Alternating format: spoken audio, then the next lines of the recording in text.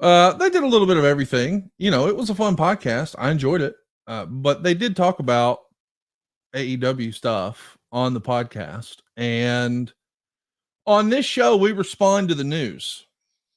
That show was helping make the news. See what I mean? We've seen a lot of that lately.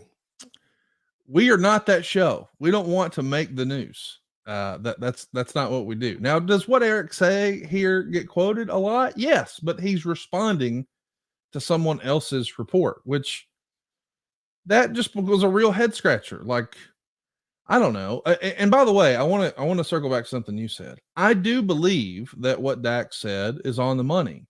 Tony, and I know you're going to disagree with this on some level, maybe, but maybe not. Hear it all the way out. Tony Khan's been a net positive to the wrestling industry. He has created a lot of jobs and a lot of opportunity and driven the way guys are paid up. Guys have an opportunity. WWE having a competitor, whether it's someone that is neck and neck with them or someone who's just hanging around, is good for the business. I don't want there to be either you work for WWE and you can make a full-time living in wrestling, or you don't, so you can't. I am thrilled that there are organizations like Impact and like AEW where their performers can make a full-time living in the wrestling business. And I'm thankful that Tony Khan has created that platform. I think it's a net positive.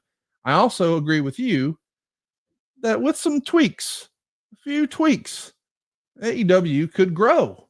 And I think that's where your approach to our podcast is maybe different from what a lot of others are saying.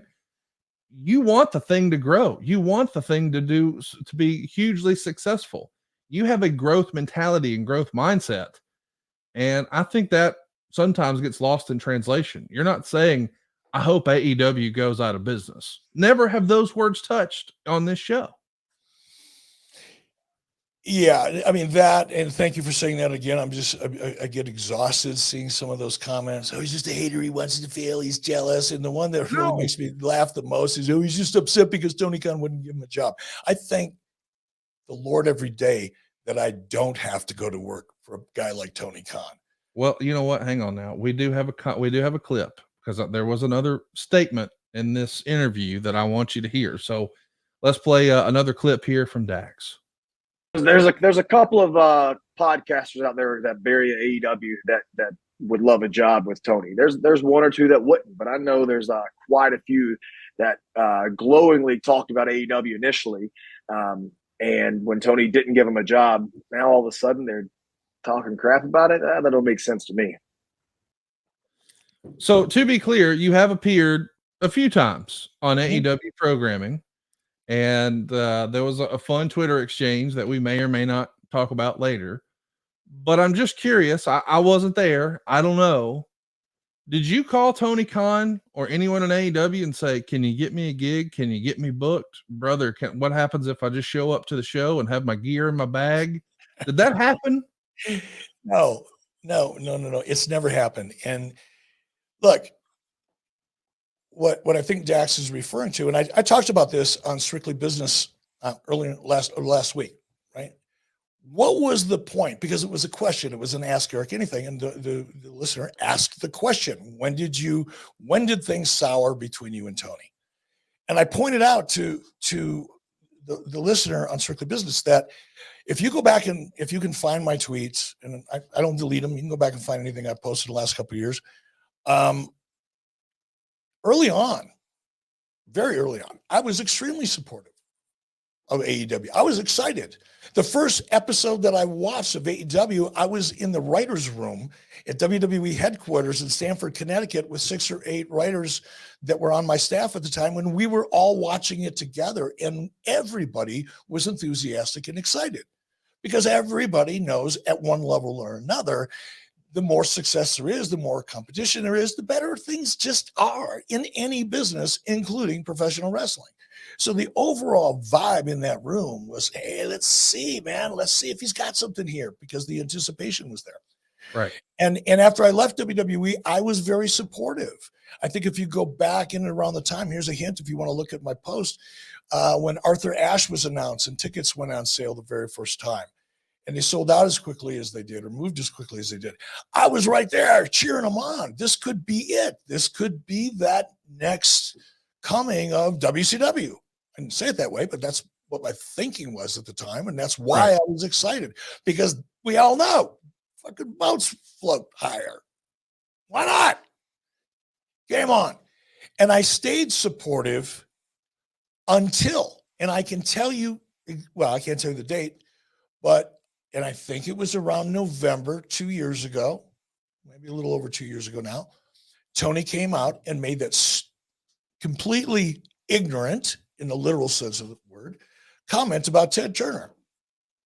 Paraphrasing, if Ted Turner knew 1% of professional wrestling as I do, maybe WCW would still be around. Completely ignorant. Tony doesn't have a fucking clue what went on in WCW and why it's not around. The only thing he knows is what Dave Meltzer told him. That's it. He wasn't there. He has no idea.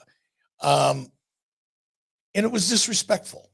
It was ignorant and disrespectful simultaneously. As Tony Khan's, trying desperately to hang on to his television time on Turner Network Television and Turner Broadcasting System, disrespecting the man that made that opportunity even an option.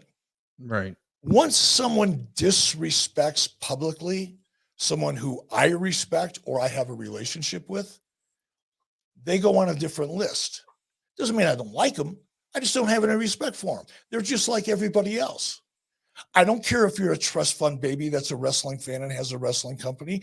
I no longer have any respect for you, and I'm going to react to you just like I would anybody else. So that was it, Dax. It wasn't because I asked for a job and didn't get one. It wasn't because I was hoping I would get a job offer and it never came. As I said before that clip, I wake up every day grateful that I don't have to work for someone like Tony Khan. Or even if I wanted to work for Tony Khan, I'm grateful that I don't have to jump on a plane every week and do it. That's it. More than anything. As much as anything, for sure. Or put up with what has obviously been the amount of drama that's taken place backstage in AEW far surpasses any of the fictional drama that's taken place in the ring for the last 5 years. I don't want to be a part of that. Now, Dax, I understand you have to because you don't have options, but I do. Like I said, 7-figure net worth. I live in the most beautiful place in the world. I have almost no consumer debt, like nickels and dimes. I have a beautiful wife. I have great kids. I have a new grandson. Everybody's healthy. Everybody's successful. I can come and go as I please. I can work with who I want on what projects I want, and I have absolutely no pressure. And I'm not saying that to brag, even though it is, and I don't mean it to be, but it's context. What I'm really grateful for, Dax, is I have the freedom to say whatever I want to say about whoever I want to say it about. And I don't have to worry about it affecting my income or what I want to do. Can you say the same thing, Dax? Can you?